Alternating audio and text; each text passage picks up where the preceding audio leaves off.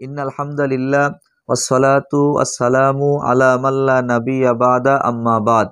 আলহামদুলিল্লাহ, রমজান মাস ফজিলতপূর্ণ মাস, বরকতপূর্ণ মাস, গুনাহ মাফের মাস। তো রমজান মাসে রোজা রাখতে যেয়ে আমরা অনেকে অনেক ধরনের সমস্যার সম্মুখীন হয়ে থাকি। সে বিষয়ে এক বোনের প্রশ্ন হলো, রমজান মাসের শেষের দশকে এতেকাফ করা সুন্নতে মুআক্কাদা আলাল কিফায়া, কিন্তু এই বোন রমজান মাসের শেষের দশকে এতেকাফ করতে চায়, তো সে কোথায় বসে এতেকাফ করবে? এর সমাধান মুফতিয়ানে কেরাম আমাদেরকে দিয়েছেন।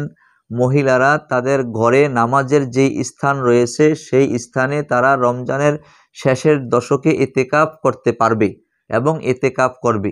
তবে যদি কোনো ঘরের ভিতরে নামাজ পড়ার জন্য আলাদা ব্যবস্থাপনা না থাকে, তাহলে মা বোনেরা নিজেদের ঘরের একটা রুমকে, একটা স্থানকে পর্দার আবরণ দিয়ে আলাদা করে নির্দিষ্ট করে নিবে এবং সেখানে রমজান মাসের শেষের দশকের সুন্নতে মুআক্কাদা আলাল কিফায়া এতেকাফ করবে।